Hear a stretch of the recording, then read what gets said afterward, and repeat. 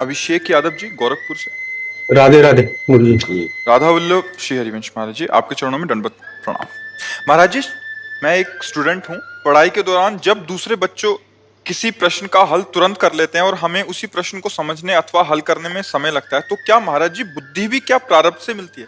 हाँ प्रारब्ध से तो मिलती है। पूर्व का तप और पुण्य प्रभाव काम करता है। तो उनका पुण्य प्रभाव जोरदार है तो उनकी बौद्धिक शक्ति प्रबल है।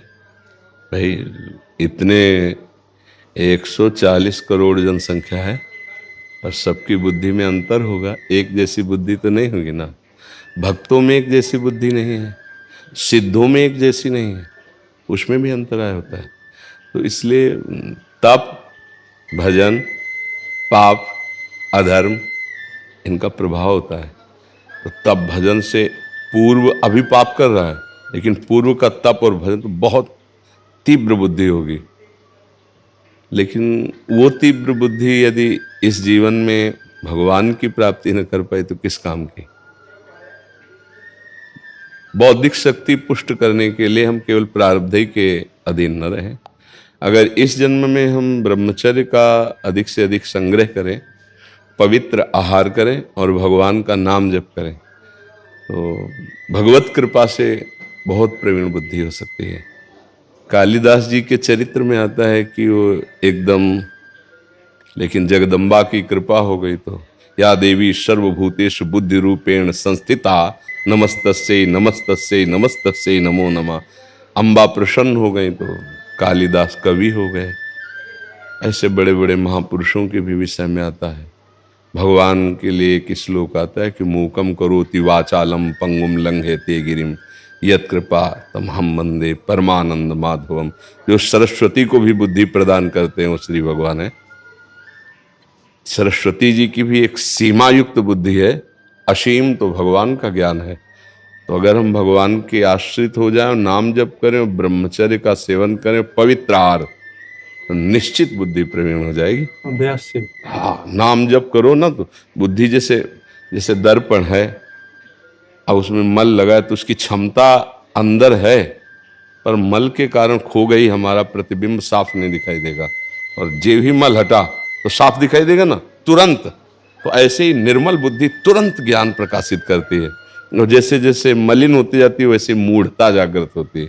अब बुद्धि के मानने के लिए कोई निर्मा सर्फ आदि की रचना तो हुई नहीं, उसकी नाम जप है, शास्त्र स्वाध्याय है, भगवान की आराधना है, उसी से बुद्धि प्रबल। बुद्धिमताम वरिष्ठम, बुद्धिमानों में श्रेष्ठ कौन? से हनुमान जी। क्यों? हर समय सिया राम सिया राम सिया राम है नहीं। तो बल और बुद्धि दोनों भगवान से प्राप्त होती है। मूक भी वाचाल हो जाए, पंगु भी पहाड़ को लांघ जाए, ऐसी सामर्थ्य भगवान देते हैं।